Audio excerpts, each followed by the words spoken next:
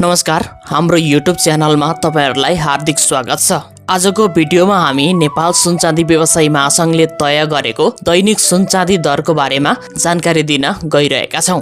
आजको दिनमा छापावाल सुन तथा तेजाबी सुनको मूल्य के कति रहेको छ? हिजोको दिनमा यसको मूल्य के कति रहेको थियो? आज घट्यो वा बढ्यो? कतिले घटबढ भएको छ? यसको बारेमा पनि जानकारी दिनेछौं। साथै आजको दिनमा चाँदीको मूल्य के कस्तो रहेको छ? हिजोको तुलनामा घटेको छ या बढेको छ? यसको बारेमा पनि चर्चा हुनेछ।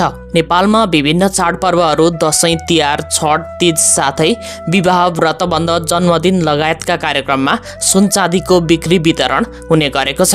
अझ विवाहमा त सुनको बिक्री वितरण धेरै हुने गरेको छ। जुनसुकै समयमा पनि मानिसको ध्यान सुनचाँदी दर के कति छ भन्नेमा रहिरहन्छ। त्यसैले पनि सुनचाँदी दरलाई सर्वाधिक चासोको रूपमा हेर्ने गरिएको छ। यसैलाई मध्यनजर गरेर आजको भिडियोमा हामीले सुनचाँदी दरको बारेमा जानकारी दिन गइरहेका छौं। आजको दिनको सुनचाँदी दर यस प्रकार रहेको छ। आज मिति